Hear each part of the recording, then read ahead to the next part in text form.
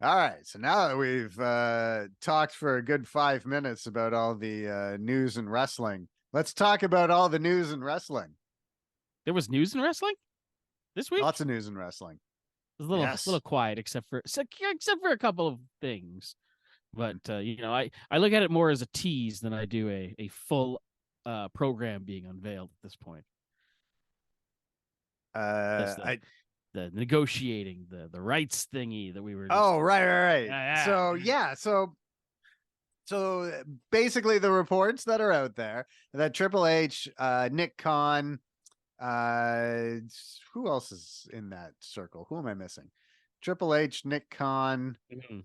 uh Ari Emanuel from TKO Was Ari Emanuel in that meeting was as well? involved in that, yeah. Oh, okay. So And that they met with yeah, representatives from Warner Brothers Discovery, which is the media company that owns TNT, TBS, yeah, which also which airs AEW. yes.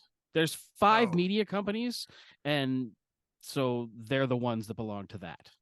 yeah. So and then there's the other part of this where it's believed that CM Punk Mm-hmm. being on Mm-hmm. Raw, has played a role in this because CM Oh, Punk obviously, like, the ratings for CM Punk's first time on yeah. Raw were through the roof. The ratings for his segment on Raw this week were through the roof. Mm-hmm. He's all over the program now, and he's He's all over this, the company now. He's everywhere. yeah.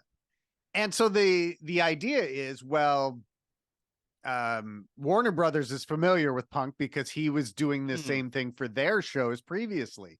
So Mm-hmm. they're able to go into that meeting, going like, so that guy who was doing really good for you, he punched people, so he had to leave that place. But then he came to ours, and we're like, don't don't punch people here, please. And he Yeah, was like, okay. Or, well, I'm assuming. yeah. Otherwise, maybe he was like, well, I'll try. And they're like, good enough. I gotta punch sometimes, but yeah, no. I think that perhaps it's interesting, and to further that the WWE side can walk into that meeting and be like, so all of that, and if he steps out of line with us, we'll just crush him because we're Yeah, not teenagers yeah. with bad haircuts. So we got him under control now. Reap the benefits of him like entirely on the good side now. Yeah. Well, like last time CM Punk walked out on them and then spoke out against them, they sued him. Mm-hmm. It cost him millions of dollars to defend himself. His friendship with Colt Cabana went away because of it. Mm-hmm. So yeah, I don't know. I mean, we'll see how long this lasts, but His it friendship with Colt definitely. Cabana, which is one of the sticking points in the fight, which is how he got to the I know. out of AEW and then back to WWE. Like it's just it's this insane circle. Yeah, yes, like everything comes full circle, right? Wow. It's a crazy story, but like, yeah, like in the end, WWE started the rift in AEW years before Yeah, AEW even existed. he was like a They were like, sleeper agent. hey, CM Punk left. A lot of fans buy his merchandise. He could go somewhere else. Or like, all right, we need to start fracturing his friendships so that when he does end up going somewhere else, it's all this drama and he has to come back to us. And we're like, yeah, Oh, it's I just how it guess is outside WWE. So come back home, as he's been calling mm, I'm home. it. Yes. It would be very interesting to see that CM Punk would play a role in the appeal of WWE Mm. over AEW. But I mean, you're probably right when you say that this is all more negotiating and blowing smoke so that both sides look stronger to their opponents. Yeah. Because there's really no losers in them having a conversation because So everyone can kind of play it off the other. I want to compare a little bit this Ooh. CM Punk Warner Brothers WWE Raw situation with a recent sporting fiasco that I Mm. went through involving the signing of Shohei Ohtani with the Los Angeles Dodgers. Oh, yeah. Right. So now leading up to the announcement that Shohei Ohtani would be playing for the Los Angeles Dodgers, and I believe he will get paid in 2045 or something like that. Or something, yeah. Something like that. But we'll be playing baseball for the Dodgers. All of these rumors came out, I believe, on Friday that Shohei Ohtani was flying to Toronto, that they were going to announce that he had signed with the Toronto Blue Jays, and it would come out later that this was actually just something that his agents wanted to put a fire under the Dodgers to, match a thing. So they made it appear as though Ohtani was about to announce his signing with the Blue Jays. I didn't know that. Yes.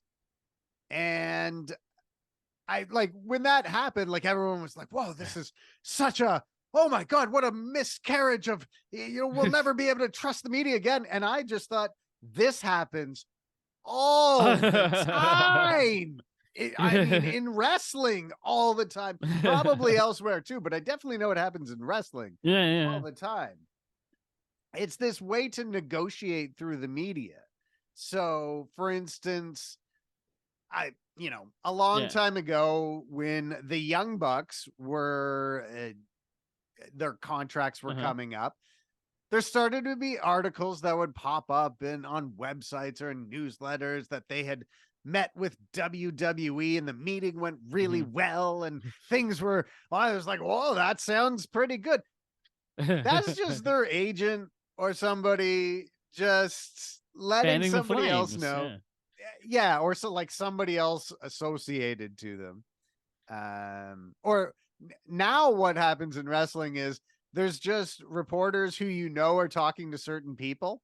So that's almost a bit of an improvement from what we had predating it, where it was just someone would go, my sources are telling me this. Yeah. And I heard that. Yeah. Now at least we know, if Nick Hossman comes out and goes, we have some exclusive news around CM Punk. It's like, yeah, you're the CM Punk guy. So it's almost like this era where wrestlers have managers for their online presence, Bobby Heenan, Nick Hossman's like a Bobby Heenan now, cutting the promo for his wrestling to the internet. He's building up interest for the main event, so to speak. Yeah. But I also, in terms of a lot of that too, it's kind of like the media's not going to say something about it. You make some outlandish claim like that, they have to. It'd be irresponsible not to. So for someone to be like, I'm not going to trust the reporters again. Well, first of all, this is all made up. Second of all, if you tell a lie big enough, someone is going to be like, I just want to let you know that this person said that just in case there's a slim chance it comes true, that I didn't just be the guy that missed out on that story. So, I think there's a lot of people playing each other, pawns playing pawns, Oh yeah, completely. It's I think they're at that earlier, one point in the checkers game where you're just going back and forth over and over again. Yeah. But I think I said before, it's a lot of adults lying to each other to make money, which really is the essence of the economy: lies and profit and deceit harm. And suffering. Yes, those are the things. Pro wrestling. Go ahead. Well, hold on. My cat oh wow, is doing stuff again. So that's kind of the biggest story. Oh, listen to this segue. That's sort of the biggest story of this week. This whole idea that CM Punk has opened a door for negotiations with Warner Brothers for Raw to possibly replace AEW on the network. That's a pretty juicy story. Yeah. But this has been a year of a lot of juicy stories. It's been kind of crazy. You sent me a link to an article from Up Rocks, and it is the top 10 moments in WWE and AEW in 2023. And now let me tell you why I chose this one just before we get into it. I chose this particular list because it came from a site that doesn't normally report on wrestling. Oh, okay. They used to have a wrestling column, but there was a whole unfortunate Me Tooing, I believe, and it went away. So they don't usually on a day-to-day basis write about wrestling at all. And I saw it and I was like, I wonder what a non-wrestling site Yeah. thinks is the top 10 of the year. Just before we get into it, on the topic of non-wrestling fans, Mhm. there was something that happened this week that I think really proves that not only the existence of the casual fan, but that the casual fan drives a lot of money into WWE. On SmackDown, CM Punk did this great promo, had the fans all, cheering with him, chanting his name. And then he made a joke about Kevin Owens punching people backstage and how you can't do that in 2023, which of course was a reference to his fight with the Elite at All Out. And that line completely fell flat. Well, yeah, like yeah. no one got it.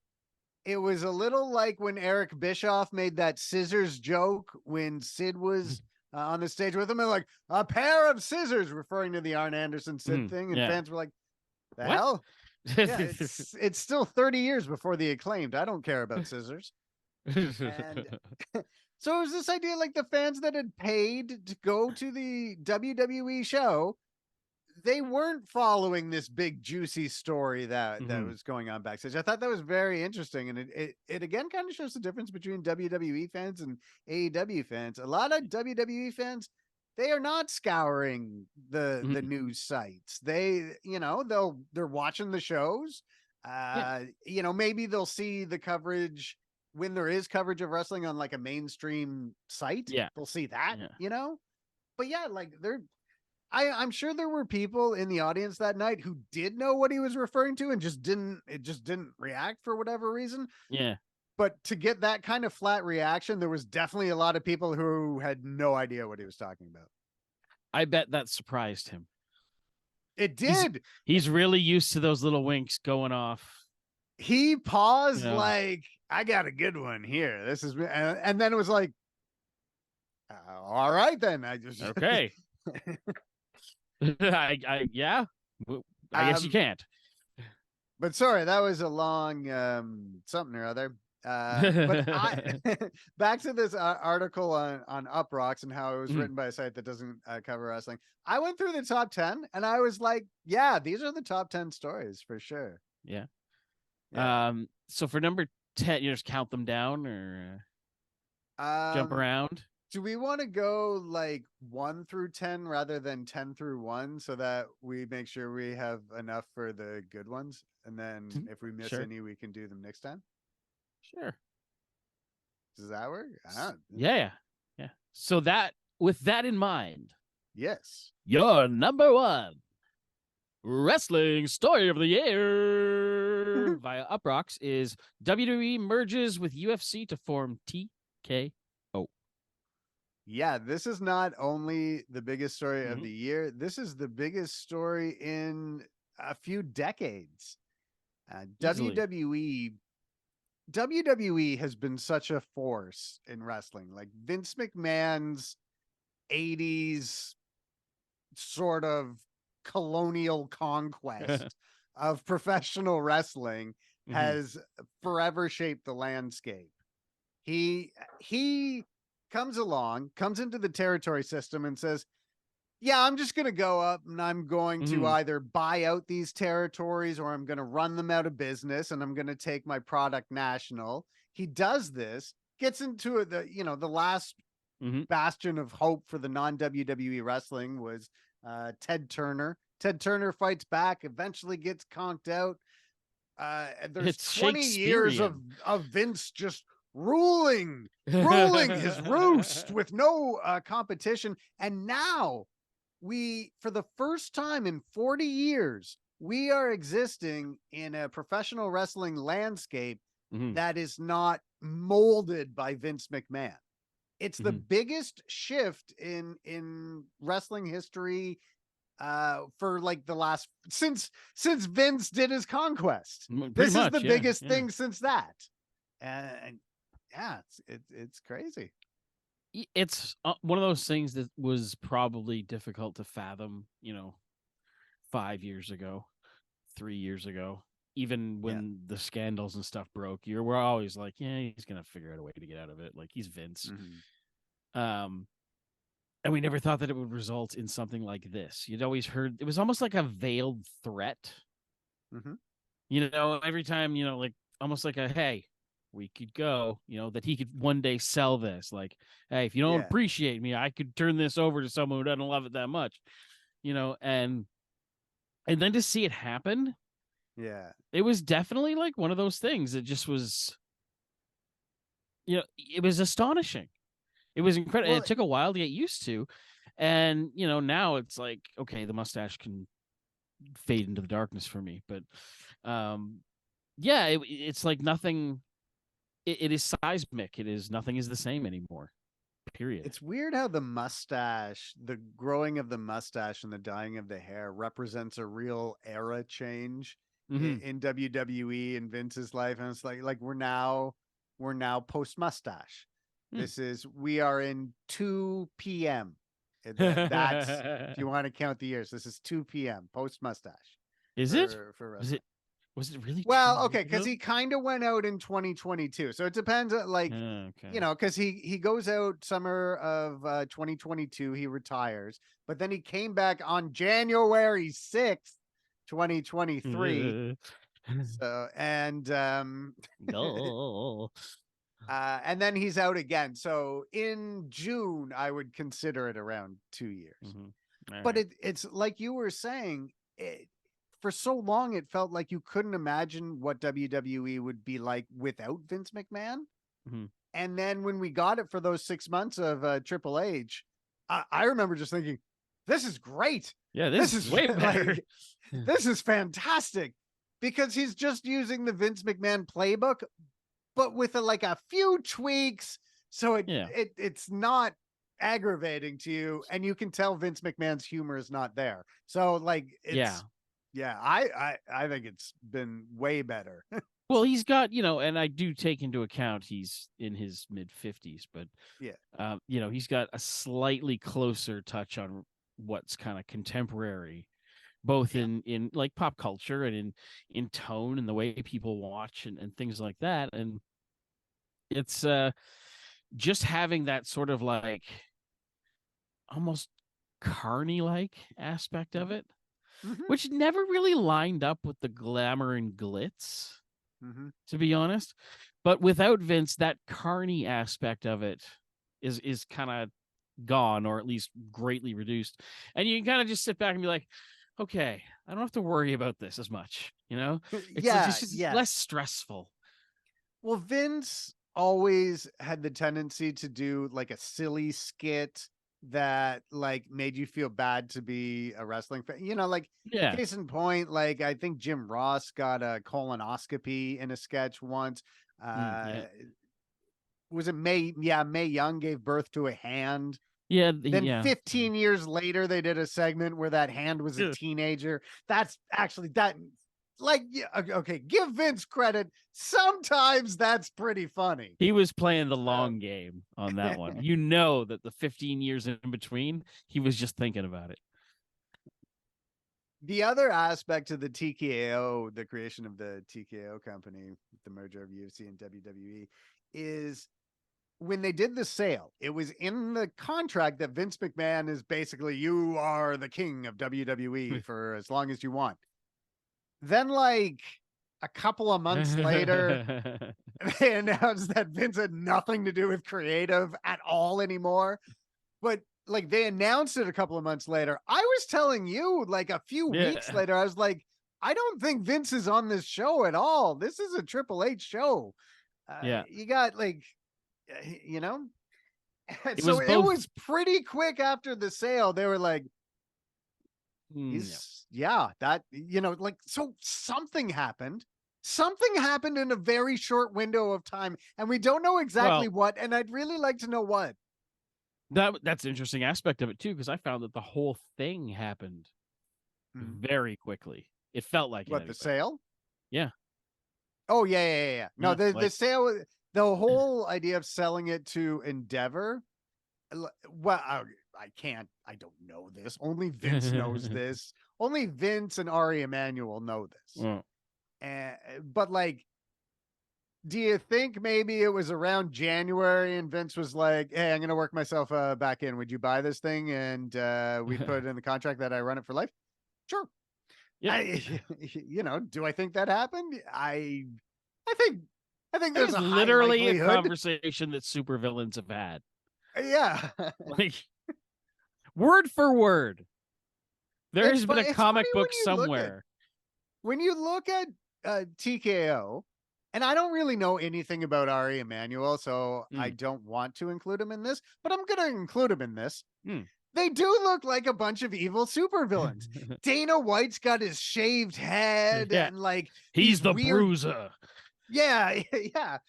Vince McMahon has a pencil thin mustache. He's the and dapper gentleman. He's the more like diabolic villain, whereas Dana White's the muscle. And Ari Emanuel's the money. He's the power. Like these fuckers, they are cartoon supervillains. This isn't real life. It is the reverse Avengers.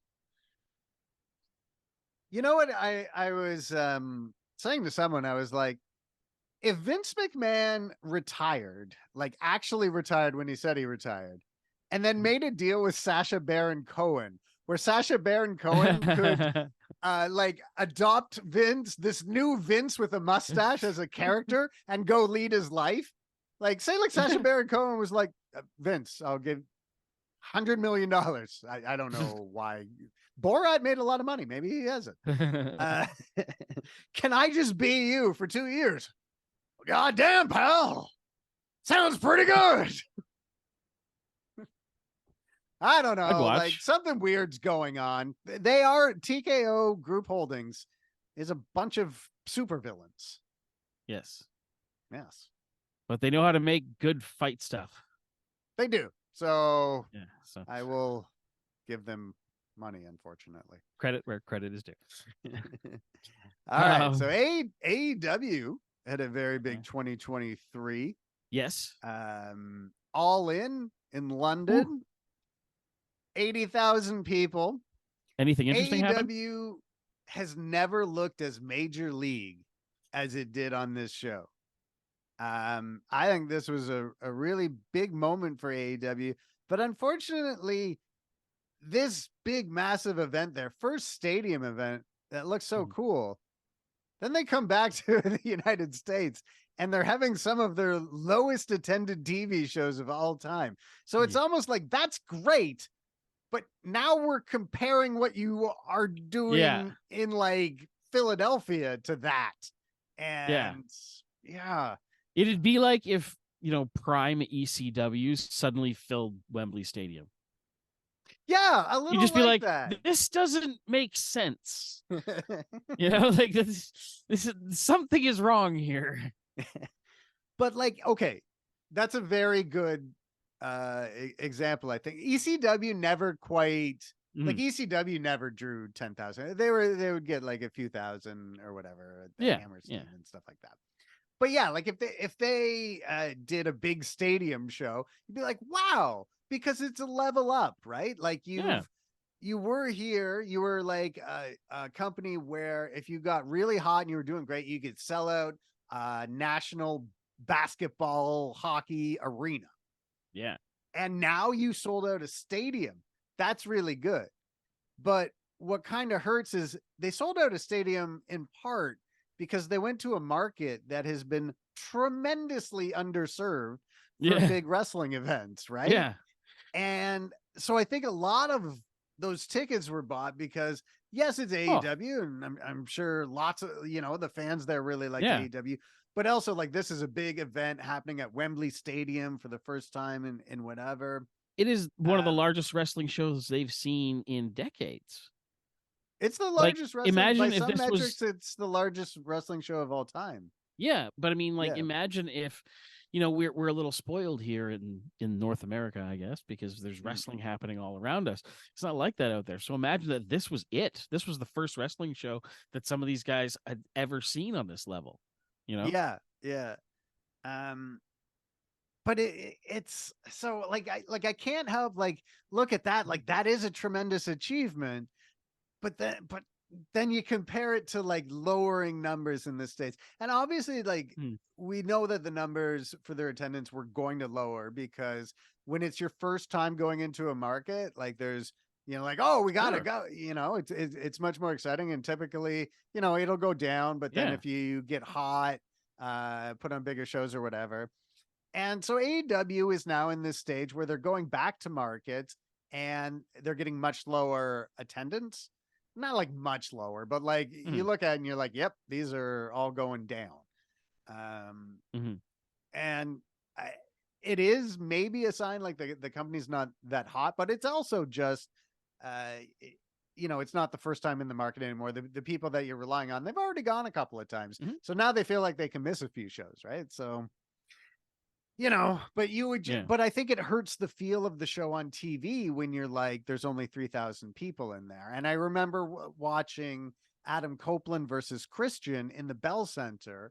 And like, I think they had 6,000 people there. That's fine. But the Bell Center, like, is a big place. Yeah. Like if I hate to say this, but if WWE put on Edge versus Christian in the Bell Center, there'd be 15,000 people there.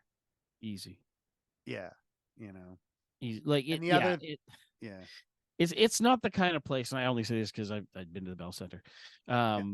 It's not the kind of place where like 6,000 people in the Bell Center is going to feel like 600. Yeah, because it's like it's a major league arena, right? Like this is Montreal. The Canadians are a religion. This is a cathedral. I saw George St. Pierre fight there. You go in and you feel like this is historic, even though like obviously all the history is in the Montreal Forum and stuff like that, but whatever, it kind of transfers over, it's like Maple Leaf Gardens and the Scotiabank. I don't know, So to have a minor league crowd in a major league building, like it feels bad. And and I watched Edge versus Christian, and I thought it was a cool match and they told a cool story, but like half of my thoughts were about like, oh fuck, the attendance is bad. And you just know that, the facing the hard cam, everybody's looking at empty seats, Yeah. And it's like those guys particularly, you're kind of like, this isn't what you guys left for. Yeah. This isn't what you wanted. But like, there's such a difference between when AEW started and you've got like a hot 8,000, a hot 9,000, and you're in smaller arenas. That was the other thing. So they had larger crowds in smaller arenas when they started. So that that obviously creates like a different field. I went to go see AEW in the Coca-Cola Coliseum in Toronto, which holds about 9,000 for us. It's an awesome venue for wrestling. That sounds perfect. Yeah, and it was great. But then I also went to the Toronto shows for when they came back for Forbidden Door. Forbidden Door was awesome because it was packed. Like there was 14,000 people in there for Forbidden Door. So it was packed. But then the Collision taping and even the Dynamite, there's like nobody there. And also the tapings go so long because they tape so much Ring of Honor and people just start leaving. So it's even less. But worse than that, I think if people are making the decision to be like, all right, let's just go, I'm done with this, the likelihood that they're going to buy tickets to the Knicks show is less, isn't it? Right? Like you want to leave them wanting more, not leave them going, yeah, I can miss this Infantry versus Butcher and Blade match. And actually, nothing against those guys. I would stay for that match. But a lot of people, I do think that might be contributing to AEW's lower attendance because you just shouldn't leave people going like, I gotta go. I'm gonna leave. I'm just gonna leave.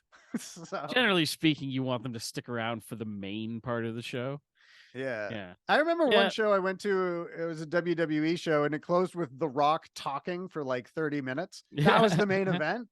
And you leave and you're like, God damn, that was fantastic. If he started talking again, I'd go right back in.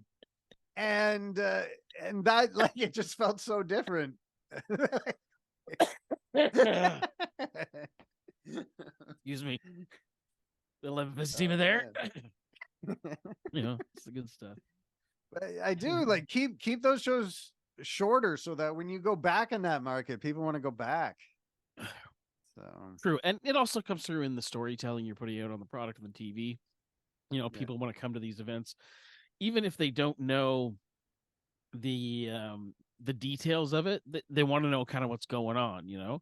So if you're telling compelling stories and they're seeing, oh, this is happening, Adam Cole's, taking on this person, then they want to come and see it. And I don't think AEW has got strong enough storylines a lot of the times to pull in that fan that would show up at a WWE show because he thinks that's what wrestling is. Yeah, I mean, sometimes they do, sometimes they don't. Like right now, the big like storyline, I guess, would be the devil. Who's the devil storyline? I guess it's been like Lofty okay. goal, but Yeah, it's like all right. It was, but like you never know in wrestling what's gonna hit and what's not gonna hit because Adam Cole and MJF being brochachos, shit, that was like the hottest storyline in the company's had. And so, and I feel it's like too too, bad it because, is yeah. that kind of thing is the kind of thing that I think that elusive casual fan will hear someone or see a Brochachos t-shirt and be like, what is that? And so, and they'll see AEW and they're probably informed enough to know what AEW is.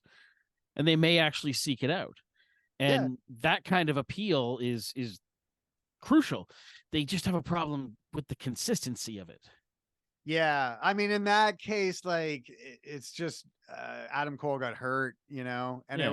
it was a freak injury. It wasn't like, hey, I'm doing this dangerous match and I'm putting myself at risk of being on the shelf. I mean, I'm sure he did those, but that's not what caused the injury. Yeah, what I mean is just And more like having strong enough stories at a consistent enough level to attract to reach that person, that sort of tertiary person along the chain of noticing, and that's just something that they haven't really mastered yet. Sometimes through circumstance things go off the rail, but other times it's just kind of like, well, who am I supposed to care about here? Yeah, yeah. Like, it's interesting though because I have been liking the Continental Classic. I so at first I was like, it's kind of like college sports to me. I think I get it, but I'm not actually super sure how it's laid out. Oh, how the tournament works out? Oh, it's just like the World Cup. No, these tournaments, because I watch them in Japan all the time, they are exciting. And it's a great way to make wins and losses matter. And that was always kind of my chief complaint about AEW is like, I have no faith that if wrestler A wins this match, that they'll be any closer to a title shot or anything like that. At least like with this tournament though, it's like, okay, yeah, like there's people are moving up in the standings and some people are you're like, well, they're eliminated. And then, it makes the matches mean more. Yeah. And some of the matches have been really, really great. So I actually think like, even though they're performing in front of smaller crowds, the shows have actually been pretty good lately. I think anyway. Well, every one of the Continental Classic matches has been, that's what you read about the next day. Oh yeah, on the show. Yeah. So I give them credit for that. A hat tip, if you will.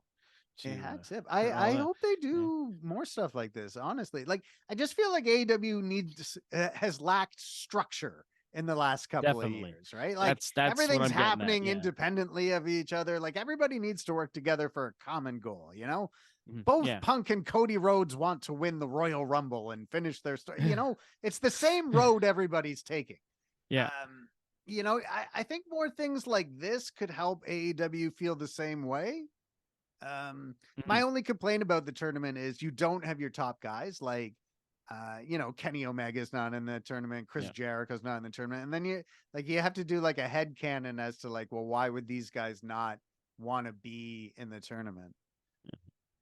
They're just tired of being winners.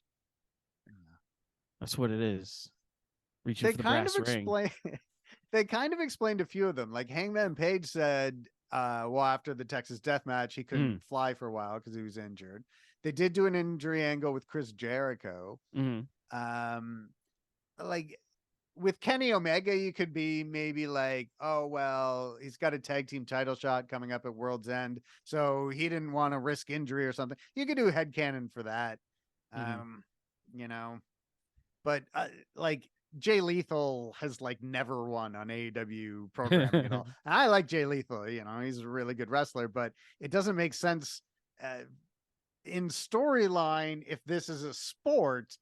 You'd be like, hey, why the hell is he in this tournament? There are so many other people that you should be higher in the rankings. These opportunities are a lot like title shots. You understand? Yeah, just whoever manages to get there last. Yeah, like whoever's email found Tony Khan's inbox at the right time. It's like, sure, you. Whoever texts, you know, when you're doing that thing like a game or whatever, and a text comes in and you read it and you're like, oh shit, I gotta deal with that. You know, but you're trying to do it, finish the game. I gotta reply or I can't tap it anyways or something like that. And then you're like, I'm in it now, you know. So if you're able to catch Tony Khan while he's doing like a Duolingo lesson or like he's playing Candy Crush. Playing Candy Crush. Knowing him, he's probably got like some wrestling GM simulator on his phone.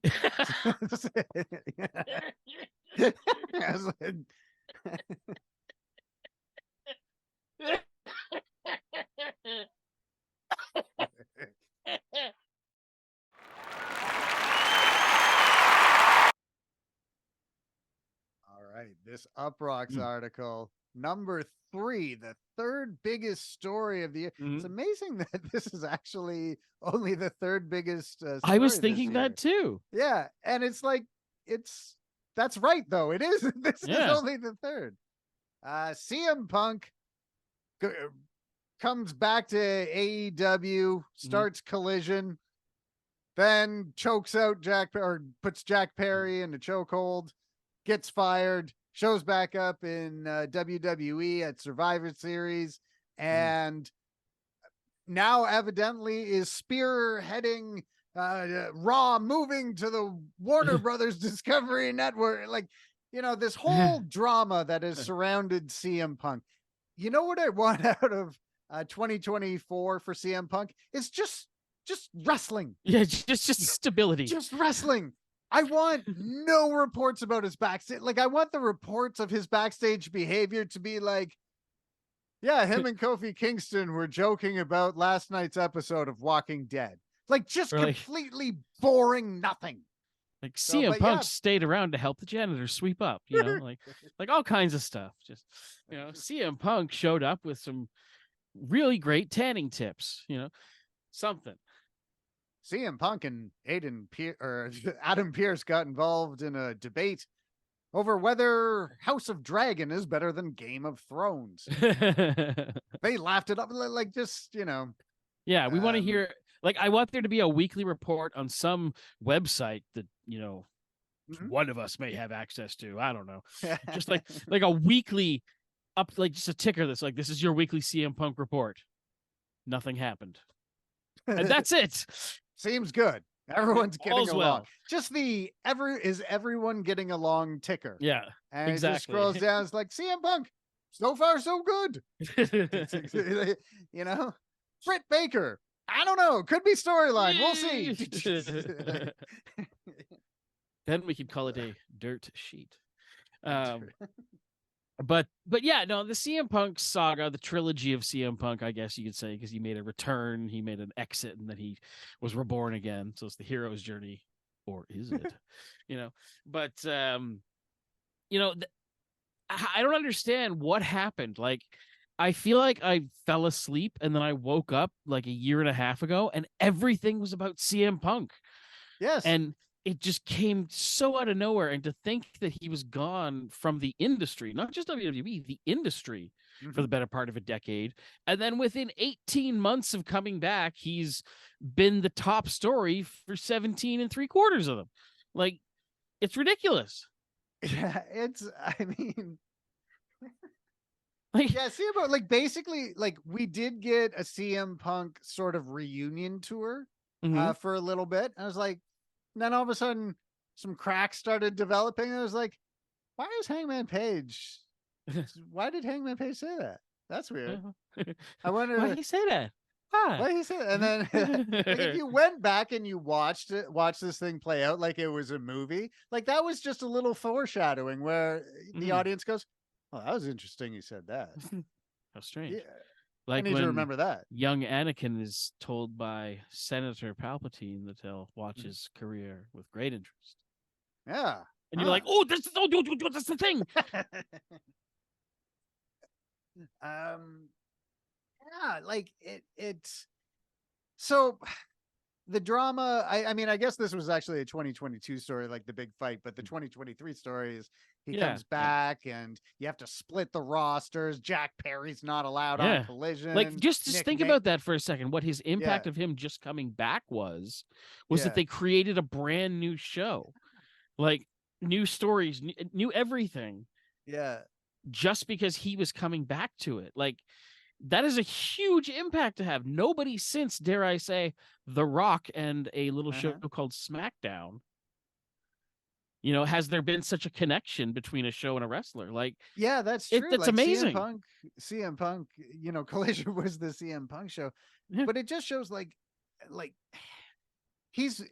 this is an industry, like movies, like sports. The bulk of the money is made from stars, like people who just have whatever je ne sais quoi that draws people to them, where like maybe it's people living vicariously through them, like some people just like this is my guy, this guy represents me in the wrestling world, or like whatever it is that he's got that.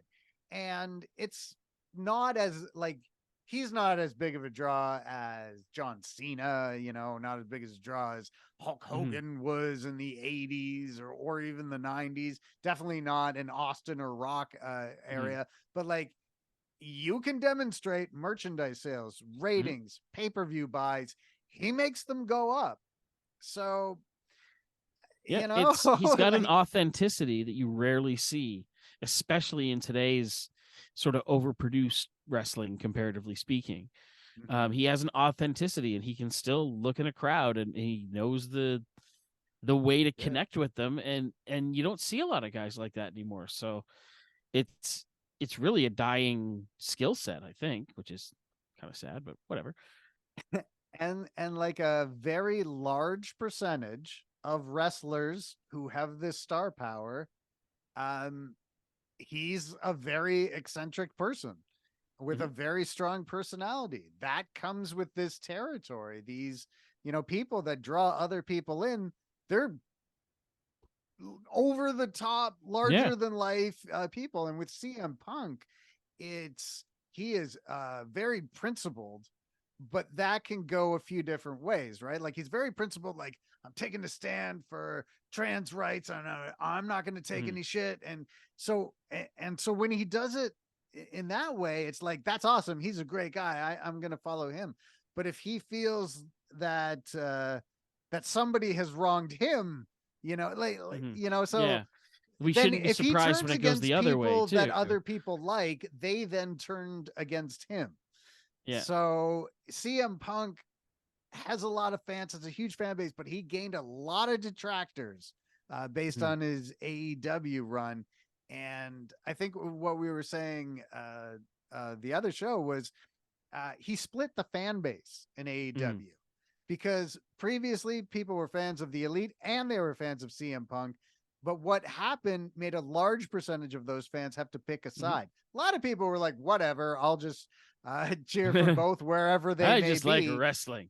I just like wrestling. But, diehard CM Punk fans turned against the Elite, so the Elite lost fans.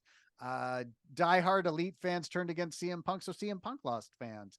And it was not good for AEW. That controversy did not create cash. I think it hurt the momentum of the company, and it hurts. It made it seem like an unorganized mess backstage in the company, and it started to make the company feel more like, I hate to say it, but like in the range of WCW and TNA in terms of like, they do stuff that.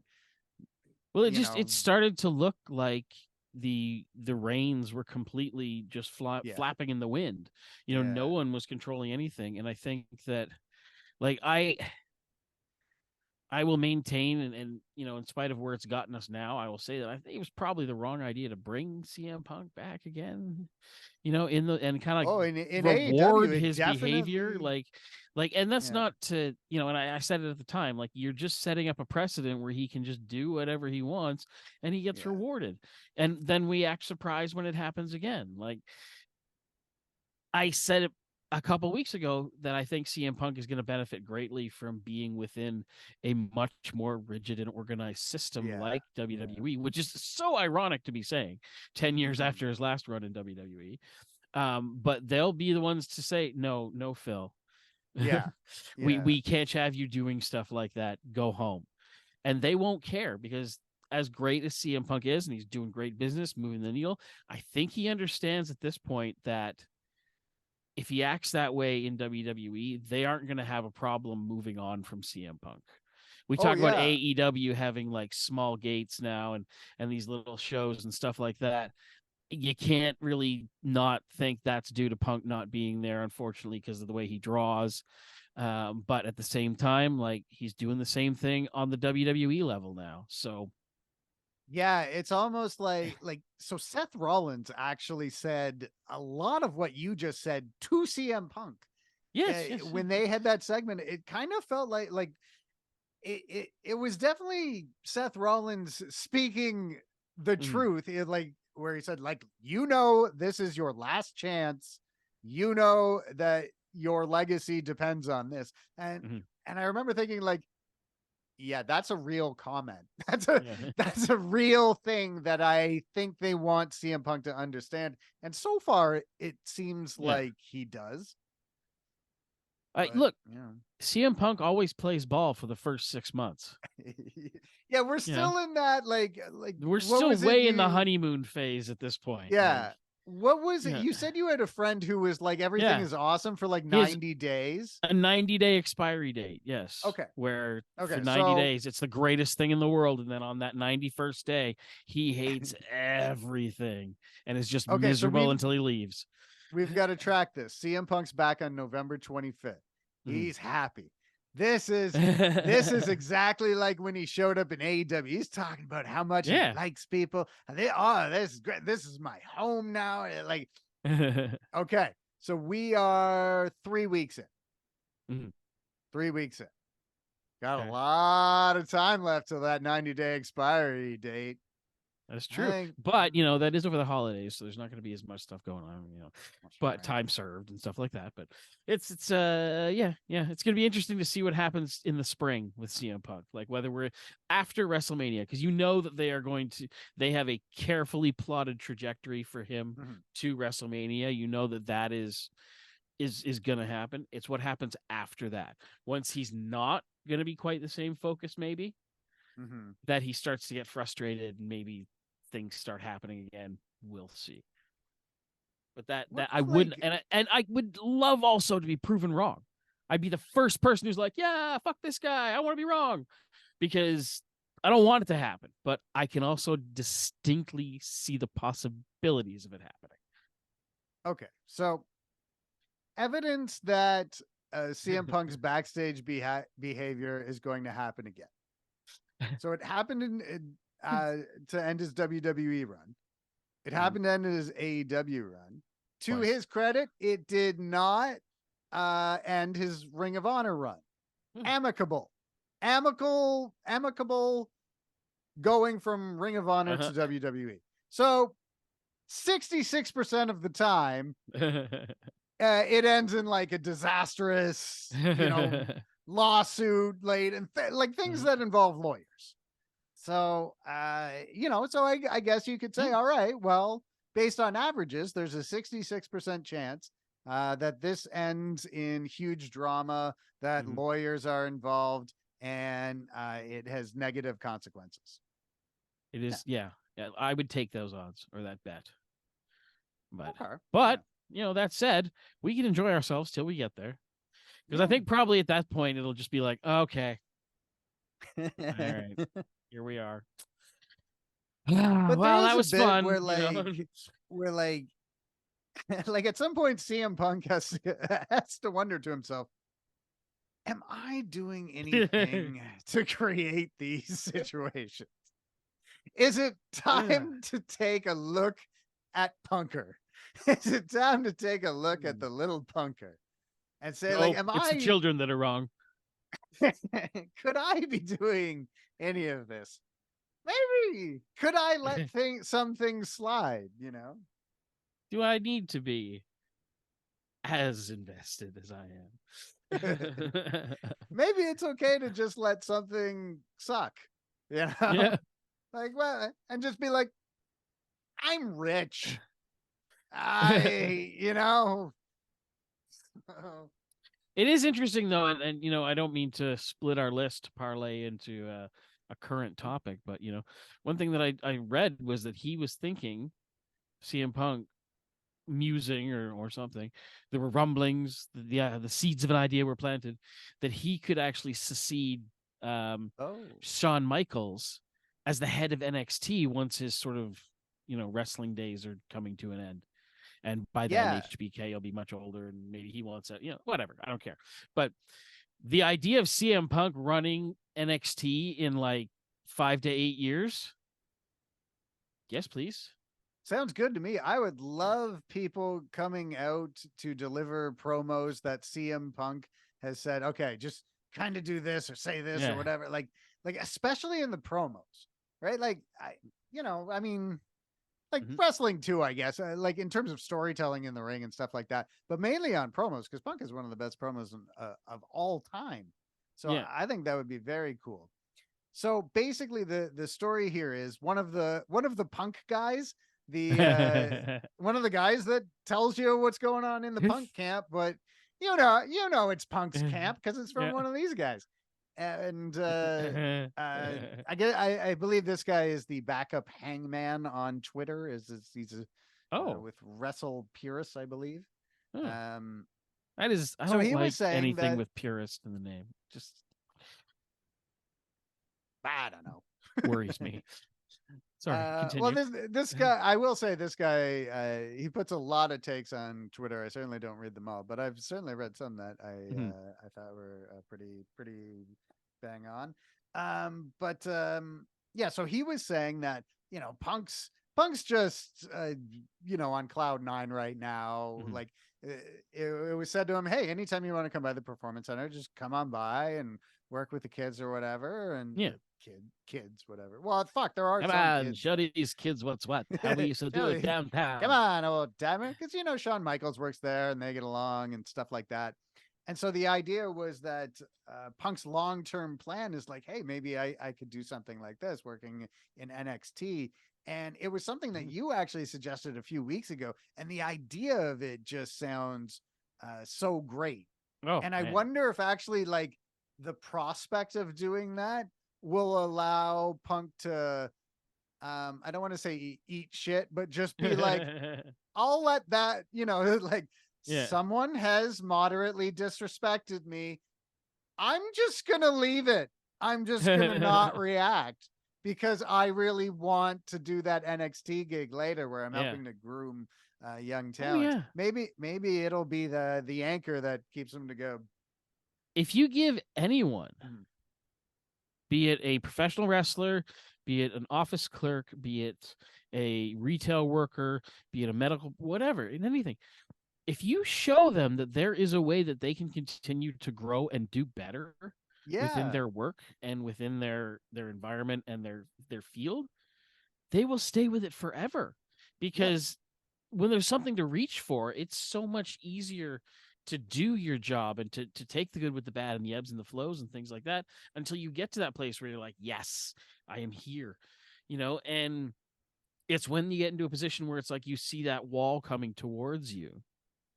And in professional wrestling, because that's what we're talking about, that wall can come at you real fast. And I think that's a scary thing. So if you give CM Punk like, hey, look, there is plenty of opportunity for you here now that the old man's gone.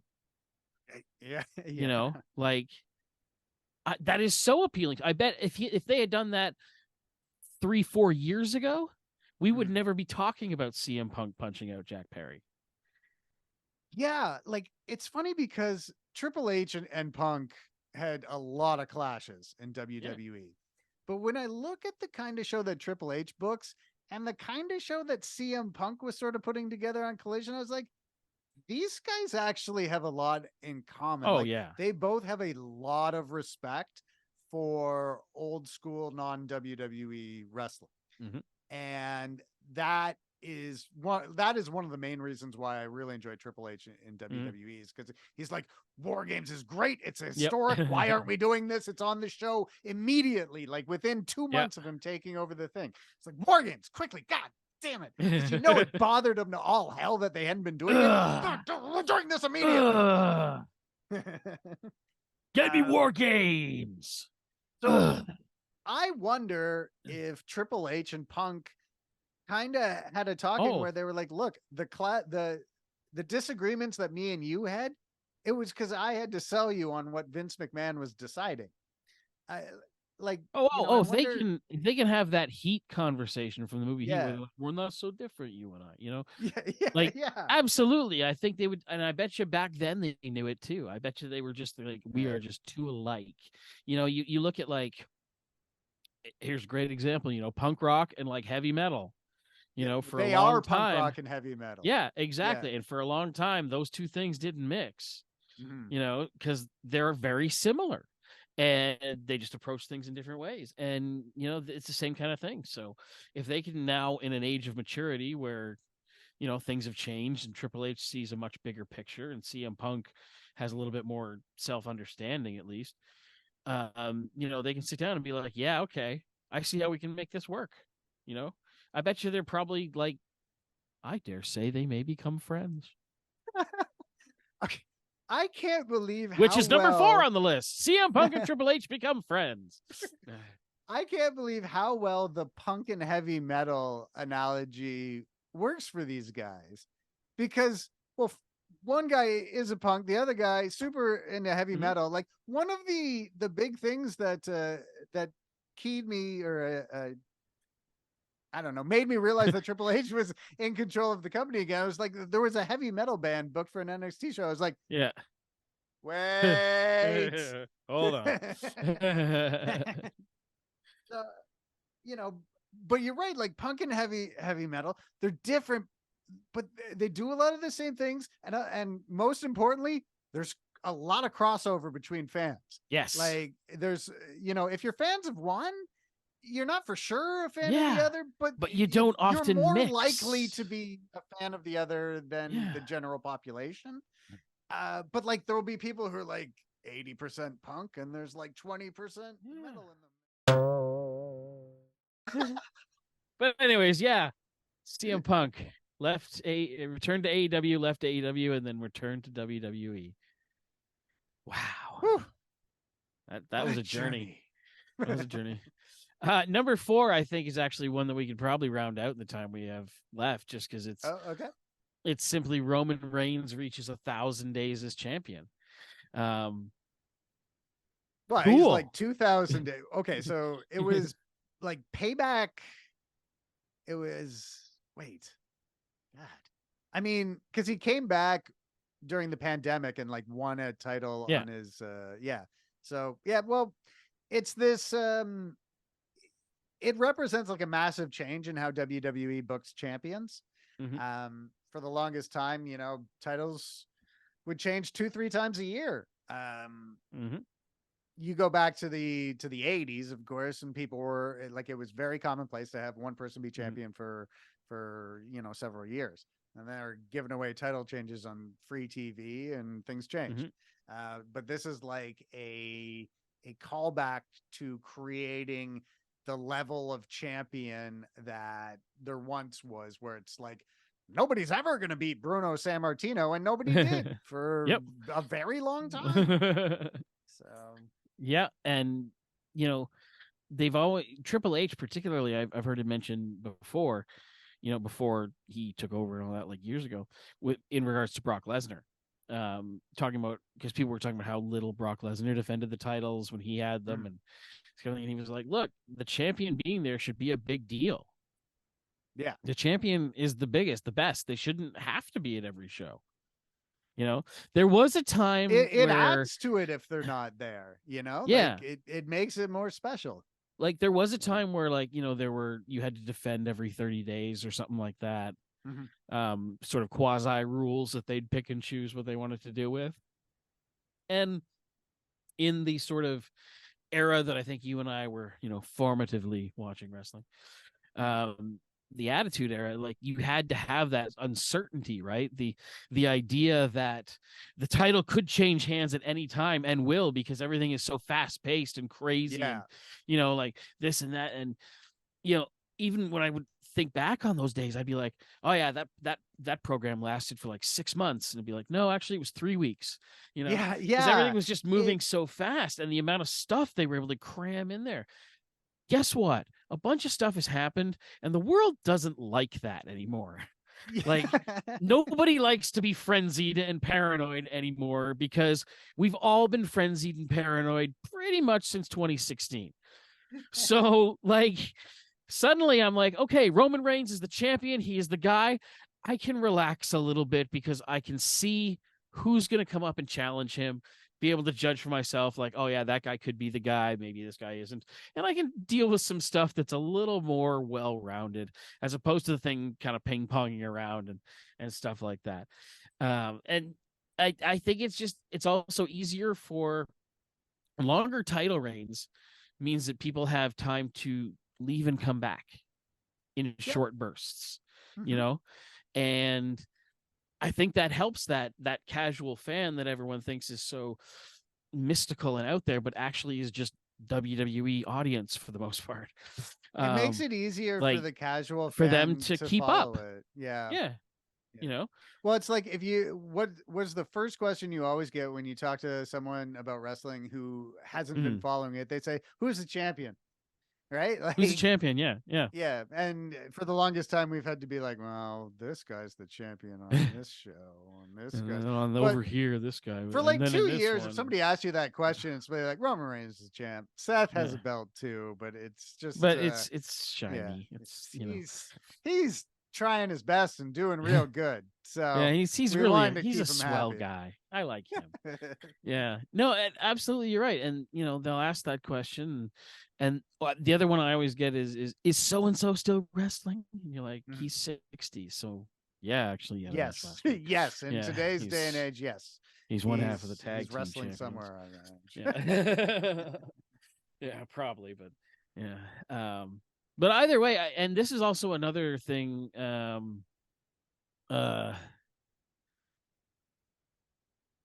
Sorry, I got distracted and lost my train of thought there. But we could probably squeeze in number 5 here really quick. All right, let's do it. Because number 5 is Sting announces his retirement, and I wish that Sting had announced his retirement like. Not because he's not doing great, but because the anxiety I get watching an old man do the things he does is really starting to get to me. It's kind of like Ric Flair. I can't do it. Oh yeah. No. There's retirement good. I think retirement good too, because he in a show in Hamilton, like randomly at a show in Hamilton, in front of like 3,000 people in Cops Coliseum, or what used to be Cops Coliseum, dove from a ladder through tables. And they never said he was hurt. You didn't know he was hurt, but he didn't wrestle for a while. And then later, then we moved into the retirement angle pretty fast after that. So I think it's probably time. I hope they tell a cool story. It sounds like they've got a story mapped out. So far, the story involves just bringing in Ric Flair. Not a great start. Not sure that landed with a bunch of people, and perhaps drove the conversation to an area you didn't want to go. You had not anticipated. Yeah. Let's see what happens on chapter 2. Chapter 1 was a bit bumpy to get through. Chapter 2, let's see what happens with Darby when he comes back from training to climb Mount Everest, which is a sentence we really had to say. Yeah. Well, that's what he's doing right now. He's training to Yep. climb Mount Everest. He isn't actually climbing Mount Everest until I think it's next April. You know, to do Yeah. it around WrestleMania season, right? Like that's I would imagine. I guess it's easier than having a match. I don't know. Like I've seen don't some know. documentaries. I don't think it's for me. I don't think Darby Allin's gonna die on Mount Everest, but people do die there, so hopefully he'll be like People, yeah. yeah, no, people do. He'll be okay. I know. Like I say, I've Like, seen the documentaries. But, yeah, there are bodies unretrieved on there are the mountain. unretrievable bodies. Yes. This that is just not an are used as activity I would markers. take part in No. ever. I'd be like, oh no. No, That's a bad time. I don't even want a little chance of that happening. And ever. what do I get in reward? Oh, I get to brag about it. No. Now, if I got a don't match want with that. Sting, Yeah, well, I might think about doing it. would you Mount Everest to wrestle a match with To Sting? retire Sting, I would do it. I would at least do research in